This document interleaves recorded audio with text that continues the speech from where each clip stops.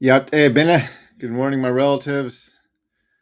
Are actually not good morning, good afternoon. This is Mark Charles, and I am here drinking my second cup of coffee on March 5th, 2024.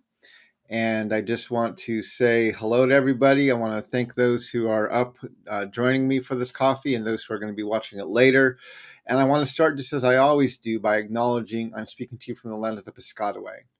I want to honor the Piscataway as the hosts of the land where I'm living. I want to thank them for their stewardship of these lands. So I want to just start a little bit light today. There's a few things I want to discuss around the election in 2024, but I want to go a little bit light. And most of you see this cup I hold up every morning. It's my Navajo Nation Reservation Bluebird Flour cup. I use it to drink my coffee in. And for those of you who don't know about Bluebird Flour, I just want to introduce you. So Bluebird Flour, and this is a bag of Bluebird Flour. This is a 5-pound bag. This is a small bag, the smallest bag that they sell. This is flour that is made on the or milled on the Navajo Nation, or right near the Navajo Nation, Cortez, Colorado. And it is the standard flour to use if you want to make Navajo fry bread. So when you make Navajo fry bread, you really need two things about Navajo fry bread. And every nation, every native nation makes fry bread a little bit differently. Navajo fry bread is bigger, right? Most pieces of fry bread will fit on a plate. A good piece of Navajo fry bread will extend beyond the plate. So Navajo fry bread is bigger, and Navajo fry bread is almost always made with Bluebird flour. Bluebird flour is actually a little bit different than most other flours in that it is ground a little bit finer. And so if you ever notice when you buy just unbleached flour or flour from a regular, just a grocery store, often it will clump a little bit. Bluebird flour almost never clumps. It's ground very fine and it doesn't clump. And it comes in these cloth bags. So this is actually not a paper bag, it's a cloth bag. And if you ever want to make a Navajo friend or relative happy who doesn't live on the Navajo Nation and you're going to go visit them, you can always bring them a bag of Bluebird flour and they will be very, very excited. Every time I go home to see my parents back in New Mexico, I always leave room in my suitcase because I always come back with at least 1 or 2 bags of Bluebird flour. I usually buy these little 5-pound bags. If I have room, sometimes I'll buy a 10-pound bag. This last trip I took with my daughter when we went skiing, we had 2 suitcases. So we actually brought back about 25 pounds of flour. We brought back 3 5-pound bags and 1 10-pound bag. And if you're going to travel with Bluebird flour, you just have to be aware whenever you travel and you have it in your carry-on luggage, you will always have the extended TSA check. They will always, because it's a large bag of white powder, they will always check it. And so even if you warn them ahead of time, hey, I have Bluebird flour in my suitcase, and if you're flying out of Albuquerque or Phoenix, either the TSAs will know what you're talking about, but they tell me, no, we always have to check any bag of powder that goes in or out here. So you'll always have to spend a few more minutes in the TSA line when you travel with your Bluebird flour, but it is way worth it. So I love having my flour here. I make tortillas I make tortillas several times a week. I make dough a few times a week and I keep it in the fridge, and then for a dinner or for a lunch, I usually make a tortilla. My daughter and I have breakfast burritos at least once a week, if not twice a week. I always make my tortillas with Bluebird flour. So yeah, it's a staple. So again, you want to make a Navajo relative happy who doesn't live on the Navajo Nation, bring them a bag of Bluebird flour, and we will always be thrilled. Anyway, just a little bit of a a little bit of information, inside information on my cup here. And so I'm not sponsored by Bluebird Flour. I'm not getting any endorsement money from Bluebird Flour. I'm just letting you know it's something that is very much a part of the Navajo. I don't know if it's a culture, but it's part of what we do on the reservation. And you can buy these bags of flour as small as 5 pounds and as large as 50 pounds. And so when you live there, often you'll go to TNR or one of the grocery stores and buy your 50-pound bag of Bluebird flour. Anyway, We won't talk about the health crisis around that comes from eating Bluebird flour, but yes, that's what we do. Thank you, my relatives, for joining me. I hope you're all having a good morning so far, early afternoon for those of you on the East Coast. I wanted to talk a little bit about what's been going on in the 2024 primary. If you saw my social media over the weekend, you'll know that I shared a few things regarding the GOP primary going on this last weekend, especially the one here in DC. And I posted on my social media that I'm not a member of the GOP, right? I'm not part of that party, but I'm actually very proud of the Republicans here in the District of Columbia because they gave Nikki Haley her first primary victory over Donald Trump. Now, I'm not a massive supporter of the policies of Nikki Haley, right? If she even were to win the election, I would not vote for her. But in the primary, I'm absolutely rooting for her because I absolutely believe that Donald Trump needs to be challenged in this primary. He cannot just let himself be the presumptive nominee. He must be challenged, just like I absolutely believe Joe Biden must be challenged in the primary. And so anyone who is willing to step up within the Republican or the Democratic parties and challenge those two white landowning males from the upper echelons of the 1%, I will absolutely root for them. And so I applaud Nikki Haley for staying in the race. She said over and over she will stay in the race at least until Super Tuesday, which is today. And she has been running and she has been working hard and really trying to give an alternative to Donald Trump in the Republican Party. And I'm proud of the Republicans here in the District of Columbia who gave her her first primary victory. Now, I want to just quote one thing from this article. The article I shared was from Politico. And one of the things it said is Trump's prospects in the district in DC, GOP primary, were never high. He was trounced in the contest here in 2016, coming in third behind Marco Rubio and John Kasich. Still, his campaign made a play for DC Republicans this year, warning DC lobbyists that they will be blacklisted from any future Trump White House access if they didn't show up to vote in the weekend primary. Right? This is just par for the course for Donald Trump, which is using blackmail and using threats and using access to him in the White House to get people to support or vote for him or get behind him. But anyway, now again, this victory in the district is not a very big deal nationwide. We do not have, we're a very small state, or not even a state, we're a very small district. I think you got the number of delegates that they won were 19 or 18, something like that. So in the large scope of things, it's not going to do much for Nikki Haley's delegate count, but it does give her a victory. And the district is also 95% Democrat. And so there's very few Republicans who live here in the district and can vote here.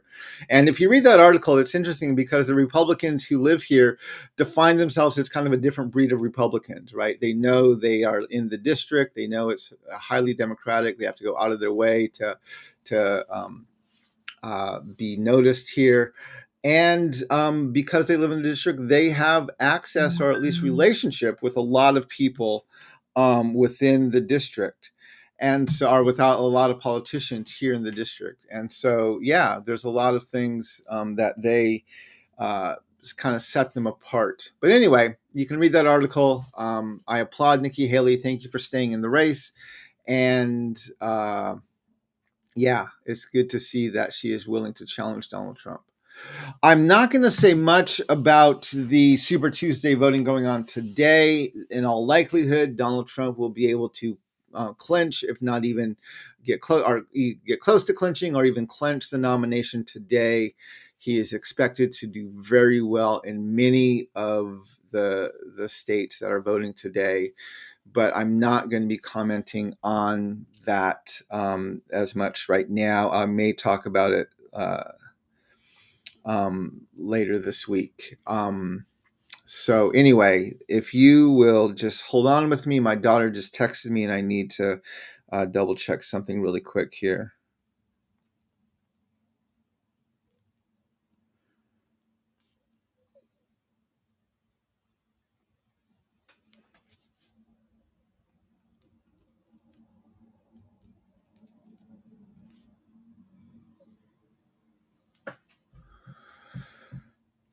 Let me see. Sorry, I apologize for this. I just need to pause here for a brief moment while I connect with my daughter who just texted me from school. I just need to touch base with her really quickly.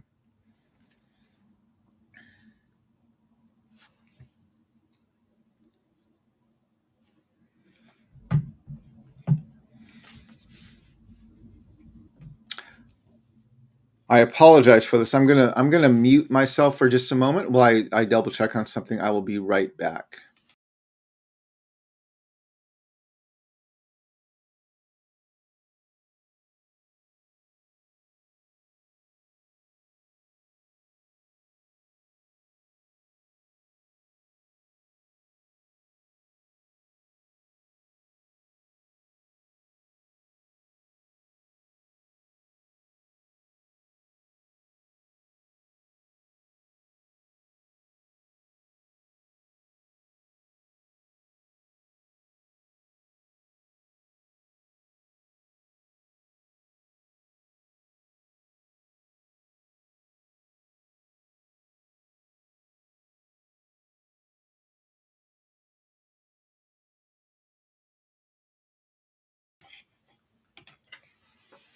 I apologize for that. Thank you for holding on with me for just a few moments. My daughter had a quick message to get to my wife and I from school, and I just had to make sure that my wife was able to take care of it. But anyway, I'm back. So sorry about that. But I wanted to just take care of that really quickly.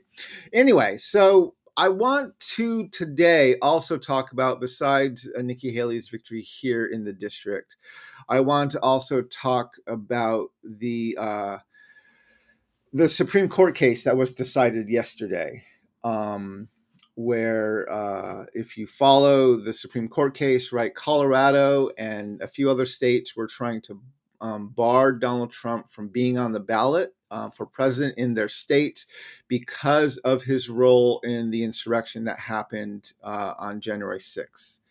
And Colorado's Supreme Court actually did bar him from being on their ballot. Donald Trump, of course, sued, and the Supreme Court heard the case, and they issued their opinion yesterday. And I want to just share this story with you. Let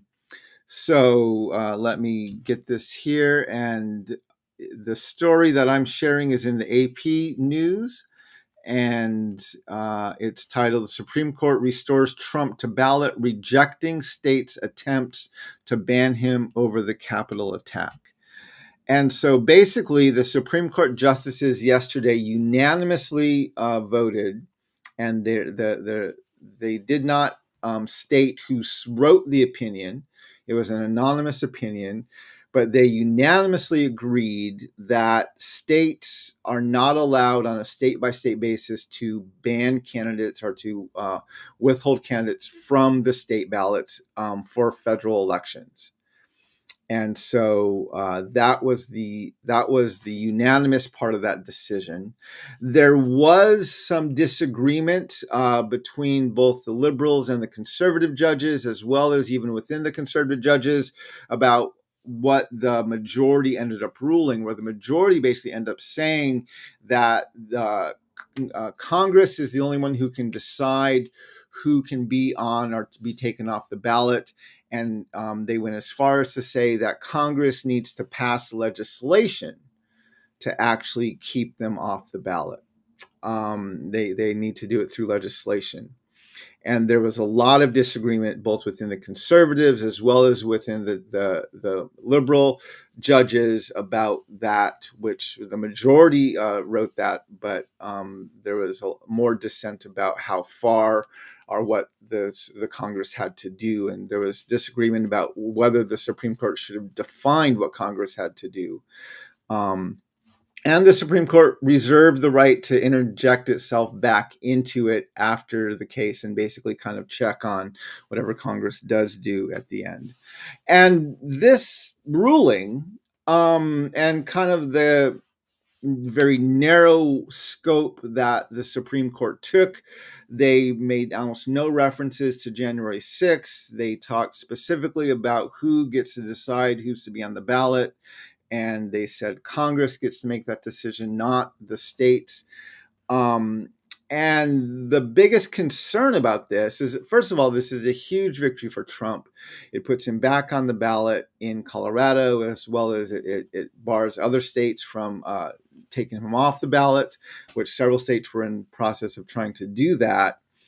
But the one of the fears is that the concern is that if Donald Trump wins the election in 2024, and the Democrats capture both the House and the Senate. So they have a supermajority, or they have majority in both the House and the Senate.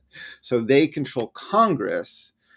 Then, according to what the Supreme Court said yesterday, they could then ban Trump from becoming president by rejecting him because of his role in the January 6th insurrection. And so, of course, this is creating opportunity for so much more chaos coming up in the next few months, and in the next year. And so, I encourage you to read this article because it lays out a lot of really good points. About what the disagreement that the justices had, what that disagreement is, and what that means. They actually have one quote here. I'm going to read it to you. Rick Hasson, who is a law professor at the University of California in LA, UCLA, wrote that it is frustratingly unclear what the bounds might be on Congress. He went on to say, we may well have a nasty, nasty post-election period in which Congress tries to disqualify Trump, but the Supreme Court says Congress exceeded its powers. And so, so basically the Supreme Court said Congress gets to decide, but then the Supreme Court also said, but then we have the right to change or revoke or disqualify what Congress said. We're going to have the final say in this, but we're not going to define what that is right now. And so it does give Trump a victory, but it also creates a space for a bit more of crisis, or at least chaos, in the next year, as we have the election and then we see what happens, who wins the election, what Congress does, and who wins Congress, and so on and so forth. So anyway, I encourage you to read that article. There's another article I want to share with you that just goes into depth about kind of what all is at stake here. And this is, again, from AP News. And it's takeaways from Trump's Supreme Court win. He stays on the ballot, but his legal peril is just starting. And this kind of even goes more in depth into some of the challenges that we're going to face as a nation in the next year because of how unspecific and very limited the ruling was that came out today. Now, one of the phrases you're going to hear people talking about is this is going to create a constitutional crisis. And does Congress, what is it going to look like if Trump does win and Congress refuses to ratify him? What is that going to mean, and what's going to happen? And if you follow me on social media, you'll notice that yesterday I posted something as I read about the ruling yesterday. And I read a lot of people saying and fearing, we're headed towards a constitutional crisis. And I just went back to something I said throughout my campaign, and that I've been saying for a number of years, which is the challenge we're facing, right? What we're facing right now is we have a white landowning male, Donald Trump, who refuses to admit he lost an election. He encourages his supporters to storm the Capitol. He takes an active part in encouraging and initiating an insurrection to put him back in office. He does many, many other things that are highly skeptical and probably even illegal to remain in office. And he is still free. He's not in jail. And he's running for office again 4 years later. Again, if President Obama, our nation's first Black president, did even half or a quarter of the things that Donald Trump is doing today, he would have been thrown in prison so unbelievably flaccid it would have made your head spin by a unanimous vote from Congress, right? Because one of the most terrifying things this nation ever had was having a Black president do things that are highly illegal to remain in office would have terrified the crap out of this nation, especially if they voted to vote him out of office, right? And it would have been the outcome and the response by Congress, by law enforcement, would have been so absolutely different if a Black person or another person of color was doing the things that Donald Trump is doing to both fight to stay in office when he lost and now to run again, even though he did take part in an insurrection. And so the constitutional crisis we're facing, right? If you read the Constitution, and I've shown this graphic many, many, many times, if you read the Constitution, Article 1, Section 2 of the Constitution, the part of the Constitution that determines who is and who is not a part of the Union, who is and who is not covered by this document. If you read Article 1, Section 2, you must note it never mentions women, right? We have to note that just first off, which is important because if you read the entire Constitution from the preamble through the 27th Amendment, it uses the words he, him, and his, male pronouns, 51 times. 51 times throughout the rest of the Constitution. Who can run for office, who can hold office, even who's protected by this document. There are 51 gender-specific male pronouns used in our Constitution, not a single female pronoun. So we have to note the Constitution absolutely was not written to include women. Second, it specifically excludes natives. And third, it counts Africans and enslaved peoples as 3/5 of a person. So when you take away, back in 1787, women, you take away natives, and you take away Black people, who are you left with? Who are you left with? Who is this Constitution written for? You are left with white men. And technically, you had to be a landowning white man to be able to vote. Right? The purpose of our Constitution, the reason it was written, is to protect the interests of white landowning men. That's why we have a Constitution. That's why it's there. It's not written to hold white landowning men accountable. It's written to protect them. And this is why Donald Trump is able to do all of the things that he's doing. I promise you, I guarantee you, he would not be able to do 1/10 of the things that he is doing if he were not white, male, and wealthy. And that, my relatives, is the constitutional crisis that we are facing, which is we have a constitution that was not written to hold white landowning men accountable, and we're now trying to do that, and we find we're not able to do it. It's not able to happen. And that absolutely is our constitutional crisis. It's happening right now. The fact that Donald Trump is free, not in prison, and is running again for president, and Congress and the courts refuse to take a definitive position on eligibility and about what he. This is our constitutional crisis.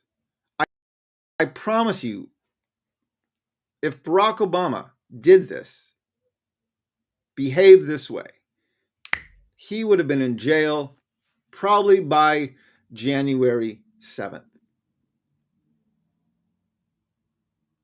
That's my guess. At the latest, January 8th, he would have been in prison.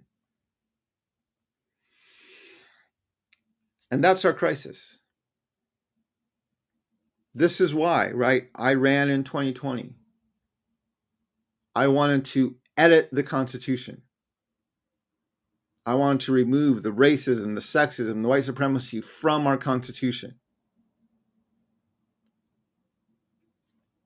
But unfortunately, that was not a successful endeavor. So I'm looking for other ways that we can do to begin to change and address these problems. But that absolutely is our crisis, my relatives. And it's becoming very, very apparent every day that we watch what's happening with Donald. Every day that Donald Trump stays free and out of prison is a constitutional is the fruit, the example of our constitutional crisis, which is we have a constitution that was not written to hold white landowning men accountable. That's not the purpose of it. And most of our justices, including our justices of color, are originalists. What does that mean? It means they work to interpret the Constitution in the spirit through which it was originally written.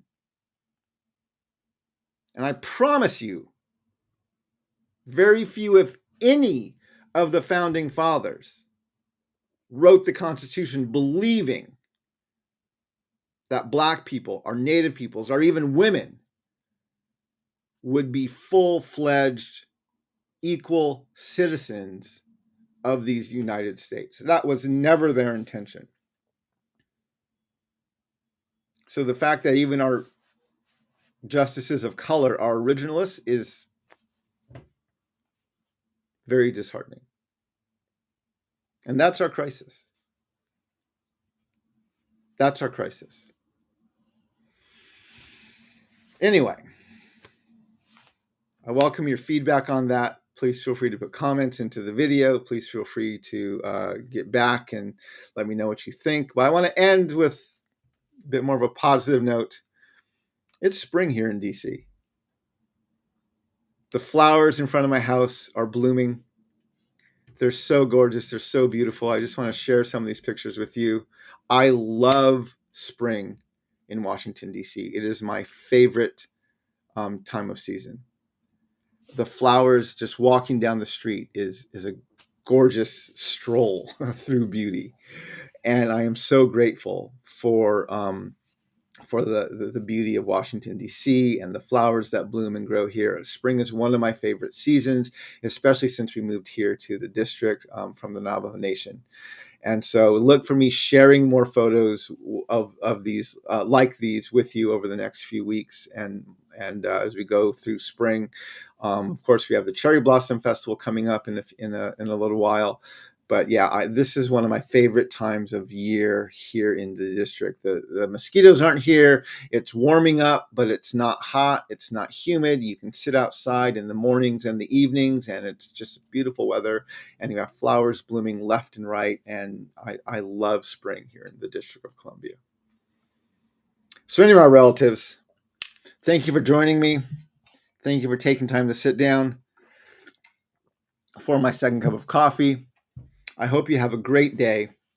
Let me look through the comments really quick to see if anyone else is commenting here on what's going on. Doesn't look like it, but a few people saying Yat-A. George Yat-A, Beneth, or Yat-A, thanks for joining. Jermaine, thanks for joining. 1956 GABA, Yat-A, thanks for saying a greeting here this morning. It's great to have everyone around this morning or this afternoon. I hope you have a great day, my relatives. Walk in beauty, and maybe we all learn how to walk in beauty together. Hakone.